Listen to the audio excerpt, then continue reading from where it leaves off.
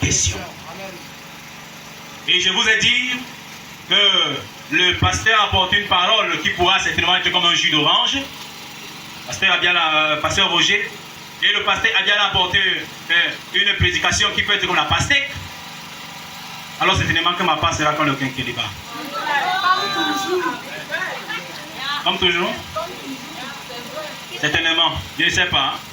Ça peut être comme le quinquilibre. Bon, mais on va faire avec. Je ne sais pas si ça sera comme ça, mais on va faire avec. Amen. Amen.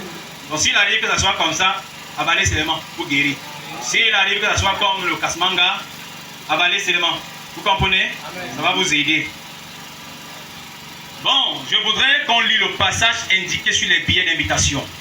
Matthieu chapitre 16, verset 1 à 4. Et puis nous allons enchérir avec un autre passage de...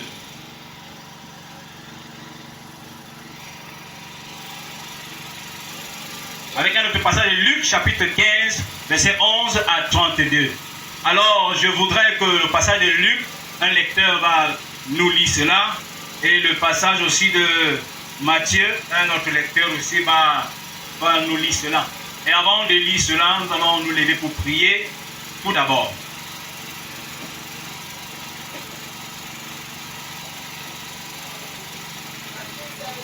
Matthieu 16, verset 1 à 4. Luc 15, 11 à 30.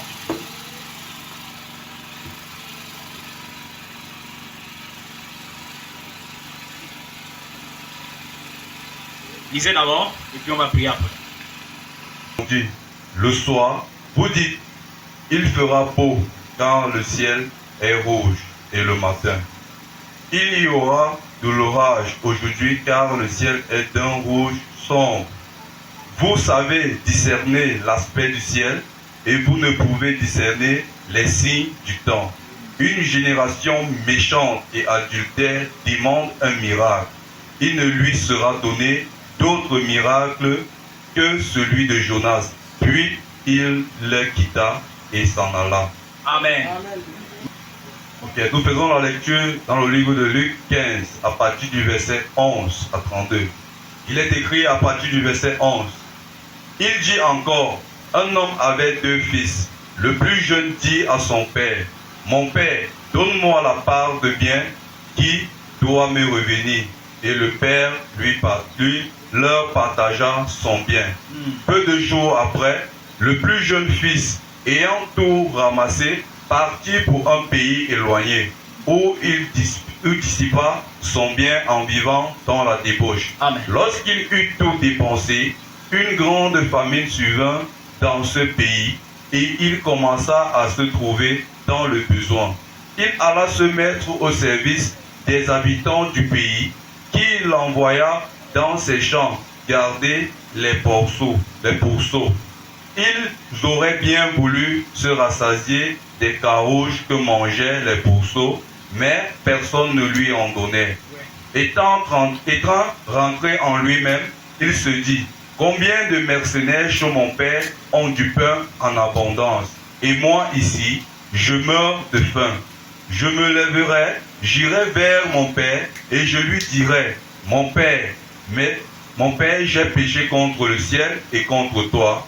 Je ne suis plus digne d'être appelé ton fils. Traite-moi comme l'un de tes mercenaires. Et il se leva et alla vers son père. Comme il était encore loin, son père le vit et fut ému de compassion. Il courut se jeter à son cou et le baisa. Le fils lui dit, mon père, j'ai péché contre le ciel et contre toi. Je ne suis plus digne d'être appelé ton fils. Mais le père dit à ses serviteurs, apportez vite la plus belle robe et l'en revêtez. Mettez-lui un anneau au doigt et des souliers aux pieds. Amenez le veau gras et tuez-le. Mangeons et réjouissons-nous, car mon fils que voici était mort et il est revenu à la vie. Il était perdu et il est retrouvé. Et il commençait à se réjouir. Or le fils aîné était dans les champs. Lorsqu'il revint et approcha de la maison et entendit la musique et les danses, il appela un des serviteurs et lui demanda ce que c'était. Ce serviteur lui dit, ton frère est de retour et parce qu'il l'a retrouvé en bonne santé, ton père a tué le veau gras. Il se mit en colère et ne voulut pas entrer. Son père sortit et le pria d'entrer. Mais il répondit à son père, voici, il y a tant d'années que je te sers, sans avoir jamais transgressé tes ordres, et jamais tu ne m'as donné un chevreau pour que je me réjouisse avec mes amis. Et quand ton fils est arrivé, celui qui a mangé ton bien avec des prostituées, c'est pour lui que tu as tué le veau gras. Mon enfant, lui dit le père, tu es toujours avec moi et tout ce que j'ai est à toi. Mais il fallait bien s'égayer et se réjouir parce que ton frère que voici était mort et qu'il est revenu à la vie, parce qu'il était perdu et qu'il est retrouvé. Amen. La parole, ces deux passages que nous avions lus pour avancer. Nous te rendons grâce, Seigneur, parce que tu es le seul qui peut révéler, Seigneur, au Jésus, le contenu. Que ma chair se taise, que la puissance de mon intelligence, ô Dieu, se soumet, Seigneur, à ta sagesse. Viens inspirer, viens, Seigneur Jésus, parler à ton peuple, tout en disposant leur cœur à te recevoir. Je déclare dans le nom de Jésus que Satan s'éloigne de ces rassemblements au nom de Jésus. Je prie que ta force et ta grâce nous soutiennent et nous donnent, ô Jésus, de passer cette communion dans le nom puissant de Jésus-Christ de Nazareth. Ainsi je t'ai prié. Amen. Asseyons-nous s'il vous plaît. Bien-aimé, mon thème, dans le thème, quel est-il, est juste la réconciliation. La réconciliation. Alors, hier, on disait qu'il fallait se réveiller. Effectivement. Nous sommes réveillés du sommeil auquel nous étions livrés. Maintenant, étant éveillés, réconcilions-nous tout simplement. Amen. Amen. Un mort ne se réconcilie pas, mais un vivant se réconcilie.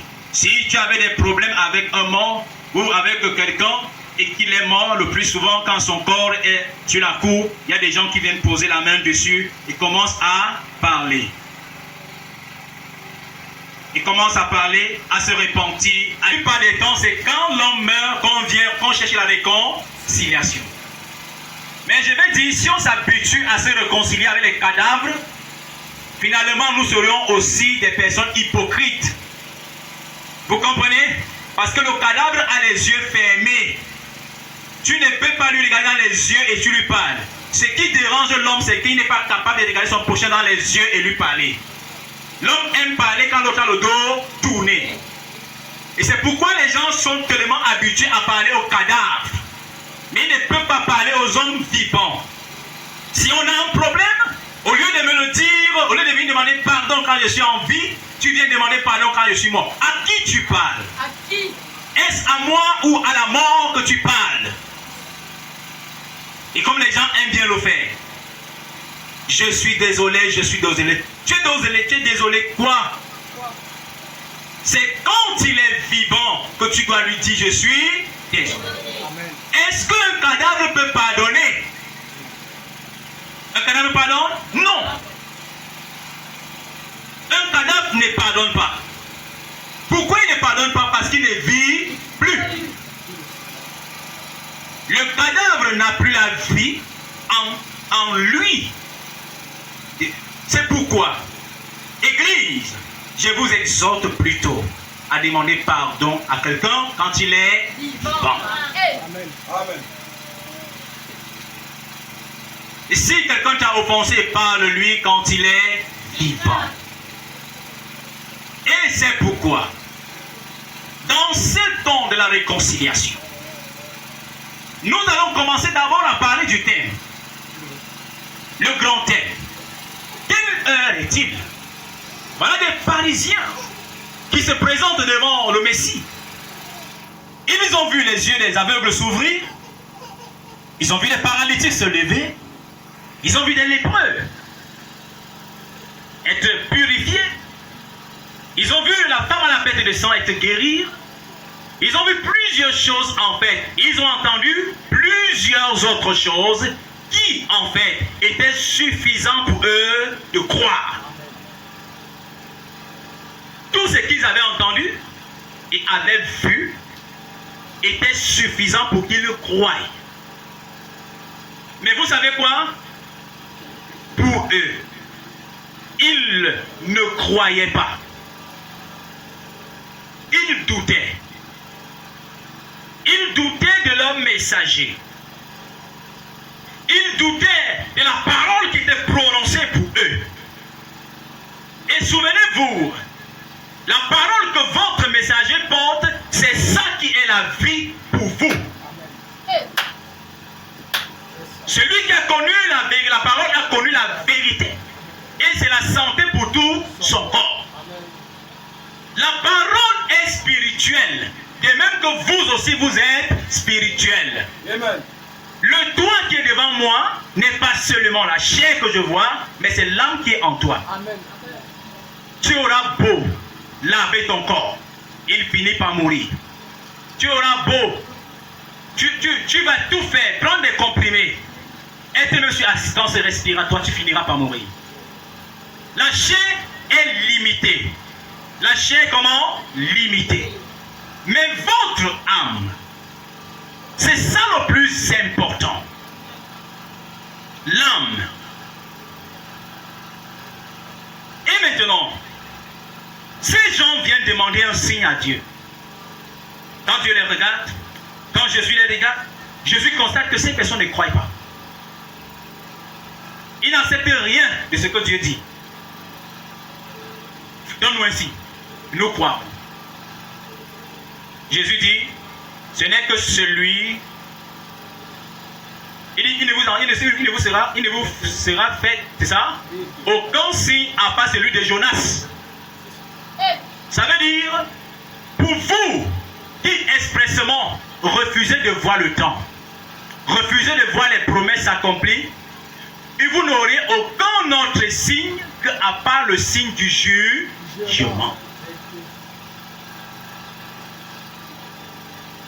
Ce n'est que quand le Seigneur viendra dans la nuée, sur la nuée ou dans la nuée, que vous verrez ce signe et vos yeux s'ouvriront. Et quand vos yeux s'ouvriront, il sera trop tard pour vous de croire. Jésus dit, quand vous vous levez le matin, vous regardez, le jour s'est levé, vous dites c'est le jour. Quand nous avons le crépuscule, on dit c'est la nuit, n'est-ce pas? Quand les nuages s'amassent, on dit il va pleuvoir. Pierre, ramasse le maïs là, fais vite, dépêche-toi, bientôt la pluie. On peut discerner ces signes. Mais quant au signe de l'enlèvement, les gens sont incapables de discerner. Jésus a dit dans Matthieu chapitre 24, dans tout le chapitre, il a dit combien dans les derniers jours, voici ce qui va arriver, voilà ce qui va arriver, voici le danger qui se présentera. Il dit, quand vous verrez telle chose, souvenez-vous que le Fils de l'homme est à la porte. Amen. Quand vous verrez telle chose, souvenez-vous qu'il faut augmenter la prière. Quand vous verrez telle chose, souvenez-vous que vous deviez de temps en temps veiller sur votre lampe afin qu'elle ne s'éteigne. Effectivement. Mais maintenant les chrétiens, vous connaissez ça, n'est-ce pas? C'est dans votre tête, n'est-ce pas? Si je dis aux gens ainsi là, quels sont les signes qui précèdent en fait l'enlèvement? Donc on va dire que Jésus avait dit qu'il y aura des bruits de guerre, n'est-ce pas? Il y aura des tremblements de terre, hein? Vous allez citer. Mais pourtant, quand vous voyez ce qui se passe en Ukraine et en Russie, ça ne vous dit rien. Rien absolument. Au contraire, celui ou celle qui avait une copine ou un copain va chercher le deuxième. Au contraire, l'homme serait plutôt en train de multiplier ses galons de pécheurs. Plus les signes abondent, plus l'homme incrédule abonde aussi dans l'iniquité. Dans l'iniquité. Et volent quand ils sont assis pour